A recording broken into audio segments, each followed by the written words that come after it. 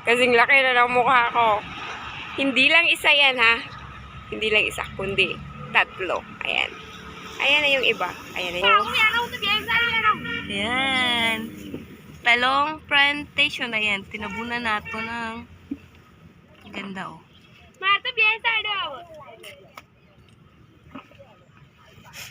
Subscribe to our channel.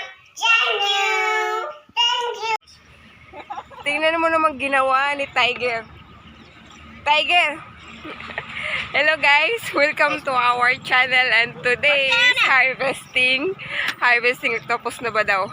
Harvesting eggplant here in the village. Hindi namin lupa, sa kapitbahay, yung katabing bahay namin. At hinarot ako ng aso. Ayan. Bigla na lang akong sinunggaban. So, ikot tayo dito sa farm kung saan mag-harvest sila ng talong. At kasama ako. Tingnan nyo yung pa ako, ha? Ayan, o.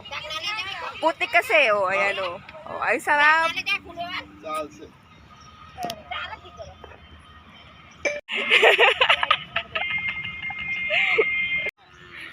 Ayan, pinaayos ko yung sari niya, o.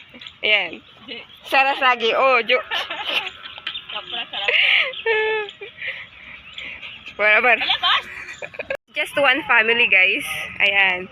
Medyo maputik talaga. Ayan. Ayan, ang dami nilang talong. So, they're just one family, guys. Yung talong dito, guys, is iba't iba. Ayan. Ikot tayo. Ayan. Ang daming talong. Ayan. Iba't ibang sizes. Ito, oh. Ayan.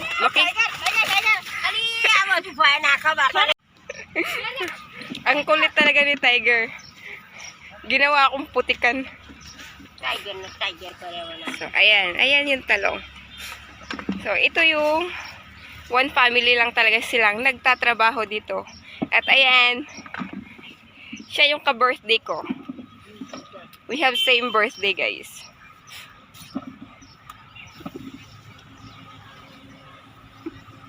Ayan, dalaga pa yan, ha. Ang ganda ng ang ganda ng tubo ng talong nila. Ayan.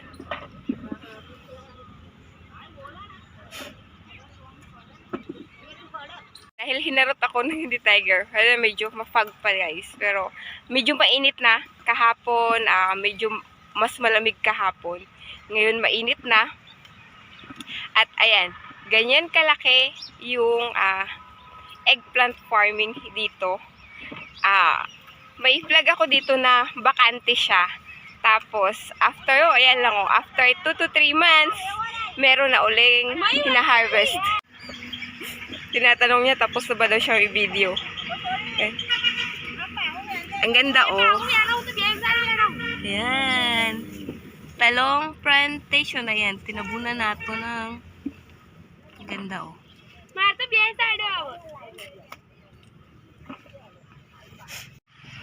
Dito, guys, mas maganda kung nakapa. Kasi, putik talaga siya, oh. Putik. Lulubog ka talaga. Ganda ng pagkakano. Ganda ng tubo ng talong ngayon.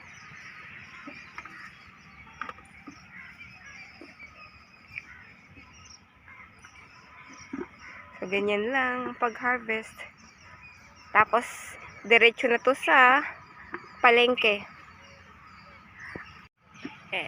Guys, itong talong, pwede mong maulam ng iba't ibang way. Nagulat ako dito, parang 5 pirasong talong, ulam na ng lahat. Parang ganun ka simple siyang lutuin, na igisa mo lang siya, tapos ulam na ng lahat. Diba, minsan kasi dito, yung presyo ng talong, 5 rupees, tapos parang 1/4 nito ulam na ng buong pamilya. Kaya, in less than 10 rupees, ulam na ng buong araw, ng buong pamilya. Ganun siya kasimple. Tapos, makikita mo, ang laki-laki ng farm nila. So, kuha lang ng 5 pirasong talong. Diba? Well, guys, Nadiad, itong lugar namin, is not a city, it's a town. But they're producing a lot of vegetables here. Lalo na sa season na to, they are the one who is, hindi dito nanggagaling yung malaking production ng gulay papuntang city. Kung napanood nyo yung market tour natin, na lahat ng farmers na nandito pumupunta doon ng madaling araw, hinahatid yung gulay nila, hina-harvest nila during the day, tapos minsan sa hapon hini-deliver or madaling araw. Ayan. So, tapos, yung mga nasa city, yung mga wholesaler din or retailer, pumupunta dun sa palengke at binibili yung mga gulay na nanggagaling dito. Kaya kami yung lucky one kasi nanggagaling dito yung mga murang gulay.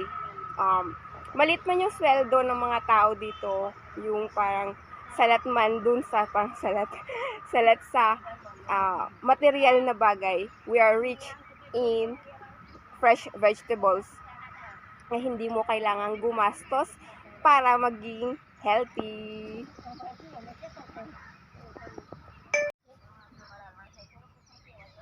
So, ayan. As yung mga babae yung nag-harvest, tapos yung mga lalaki yung tagahakot.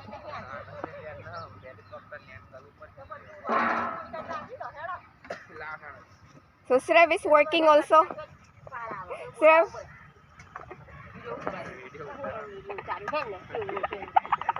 Yan. Wait, I'm taking you video before you're going to Israel. It's okay ba? He's going to Israel, guys, in few months from now. Sila ang may-ari ng farm na to, yung naka-blue na yan. Sila yung may-ari ng farm na to. Katabing bahay ko lang yan eh. Tapos yung farm nila andi dito lang. Ang sarap na nakapaagay, so. Ayan. Yan yung yun yung therapy ng mga natin dito. Hindi ako nag-foot spa. Ganyan na ganyan, oh. O, diba? Kaya gandang pa. Dahil nandito na rin naman lang tayo sa Talong Farm, silipin natin yung farm din namin. Pero guys, yun yung tinaniman namin ng cauliflower. Medyo maputik ha. Nakapaa pa rin ako. Maputik eh. Ayan. Silipin natin kasi nga tinaniman namin yun ng cauliflower. Kung napanood nyo yung vlog ko na human plowing, yun ang nag-fail. Parang kami kasi yung last na nagtanim ng cauliflower. So kami yung nag-fail. Yung iba naman okay. Pero papakita ko sa inyo kung ano ang kapalit ng cauliflower. Si Tiger talaga, oh. Ginawa talaga akong basahan. Pinunasan. Aso na yun, pinunas yung paa niya sa t-shirt ko. And guys, ito yung tinaniman namin noon ng cauliflower. So, kung makikita nyo ay mais na siya. Pero bakit nga ba dikit-dikit yung pagkakatanim ng mais na ito? Mais na to guys is for sale. Doon, pagkain lang ng baka at kalabaw. Hindi siya inaantay na magkabunga. In a matter of 2 weeks, 3 weeks, iha-harvest na ito at ibebenta. Actually, may buyer na nga ito eh. Nakakontrata na ito, ayan. O, ganun siya ganun siya ka-productive naman. Kahit nag-fail yung cauliflower natin, meron pa rin kapalit. Ayan. Kung napapansin nyo guys, ako lang yung mag-isa nag-iikot-ikot dito. Oh. Ikot tayo ha. Ako lang yung taong naglalakad-lakad dito. Ganun ako kahit noon, hindi pa ako vlogger.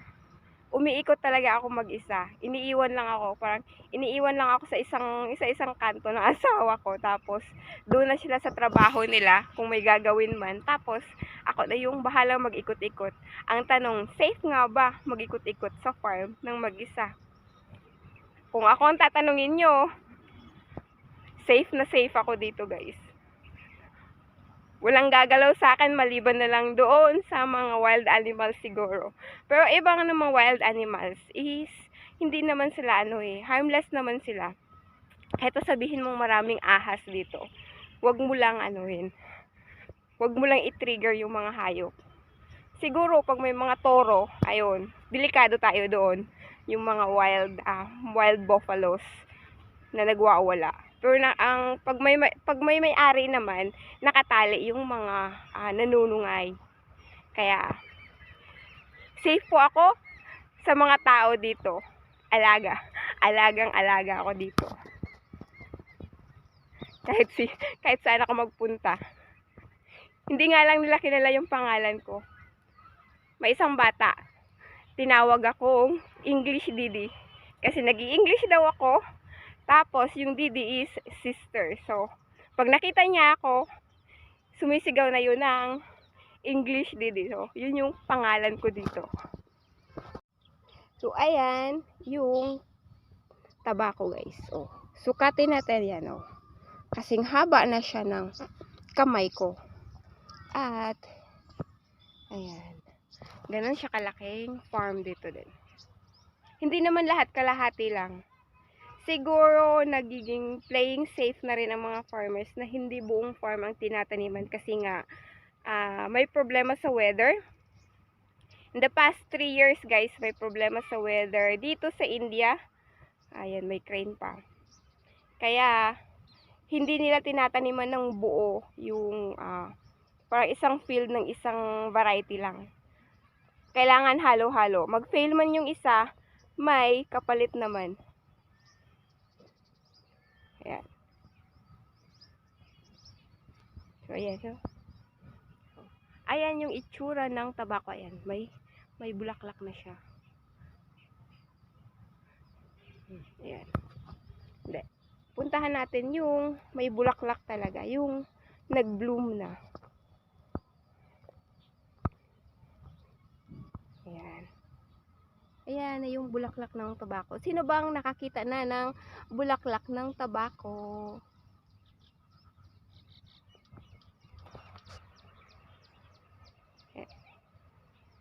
So, ayan yung tobacco farm na malapit na ring i-harvest. Diba, wala pa yung katao-tao, tapos pinagpapawisan na ako. Ano tong vlog na to? Puro daldal. Para ako naka-live. Dapat pala naka-live ito. Diba, next time, guys. Pag ako na magtrabaho, ila-live ko na. Kasi hindi na ako pwede humawak ng telepono. Yung last vlog ko, guys, is natinik talaga ako nung kaya umuwi kami. Hindi na ako nagpaalam. Hindi na ako nagpaalam sa video. Hindi ko na tinapos yung trabaho. Dumugo kasi yung paa.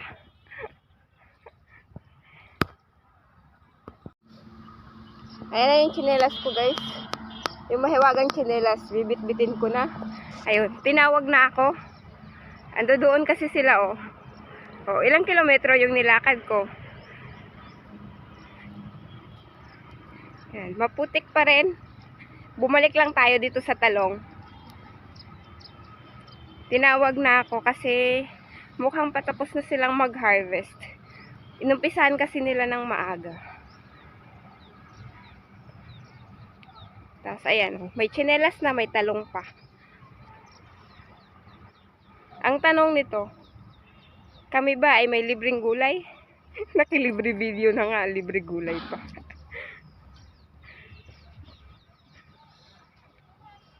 So, ayan. May tagakuha ng harvest nila. O, ayan yung baka.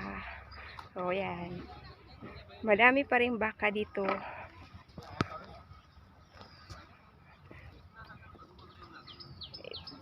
Ayan, medyo matinik na. Kailangan ko nang mag-tsinelas ata. So, ayun. Ayun si Tiger, oh. Sa ilalim na ng... So, ayan na yung may-ari. I harvested also. Big one. More harvested. Separated by size? By sizes? No. No? Bad quality. So, that one... Hmm? This is for us. That's to throw. Yeah. Throwing? No, it can be food for the buffaloes, right? Oh, ayan. Yan talong na yan. Itatapon, no. It's given to the buffaloes. Ayan. Insects inside. Insects inside. They will not give price. Yeah. And this to It's a market. very good show. Too. And this is for sale, ano. Yeah. Go, Salwan. Oh, ayan. Ayan na yung harvest daw nila. Tapos, yan daw yung libre namin. Ito yung para sa amin, yung maliliit.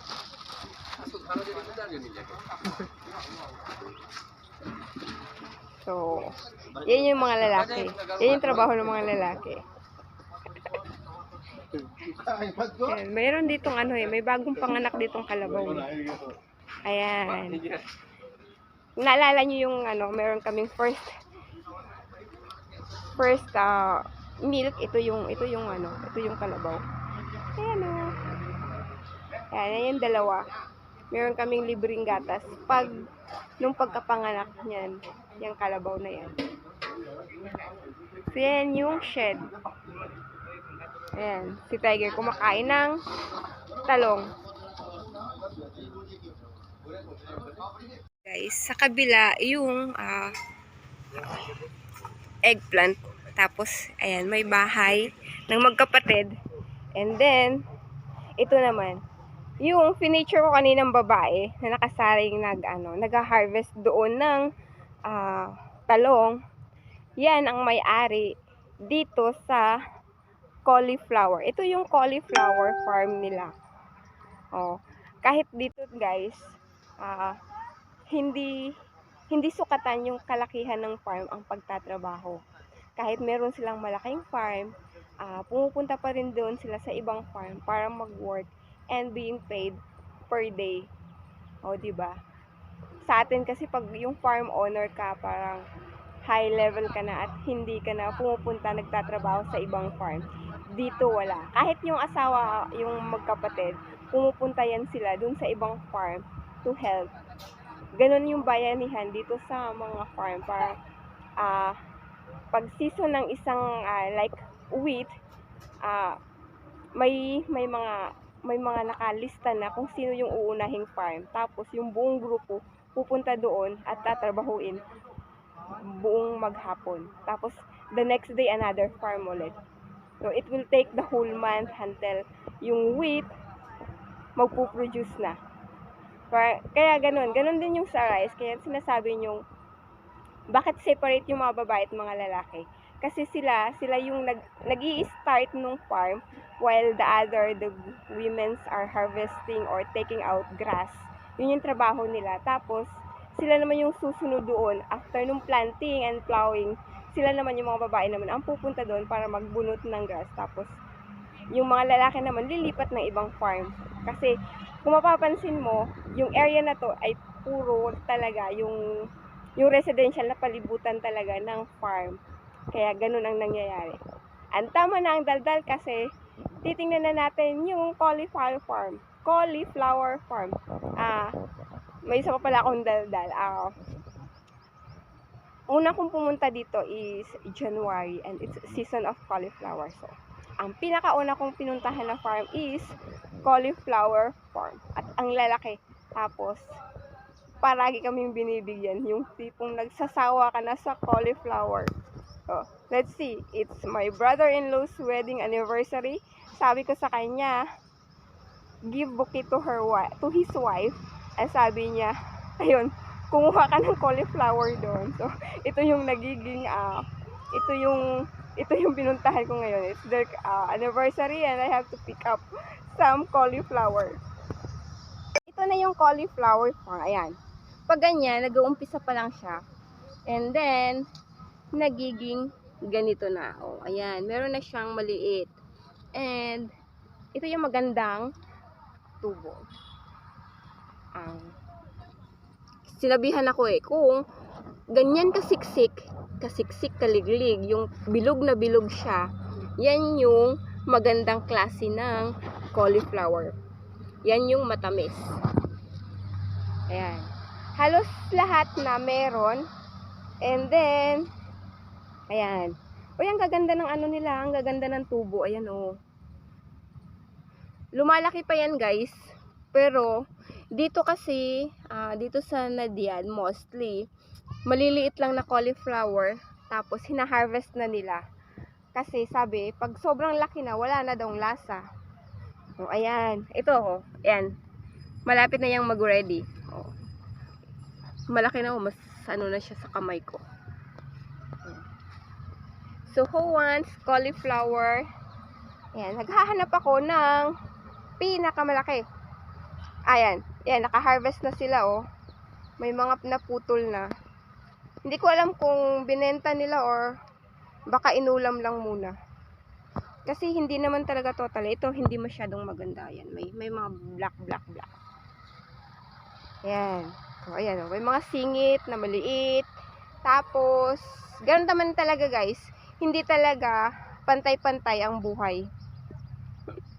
Kaya yan, hindi sila pantay-pantay na tumubo. Sabay silang itinanim, sabay silang inalagaan, pero hindi magkakaiba yung tubo. Ayan, mayroong malilito sa loob. Andi dito yata yung malaki. Ayun, malaki na yan. Ayan. So far yan yung malalaki na nakuha natin. Nakuha na ng video.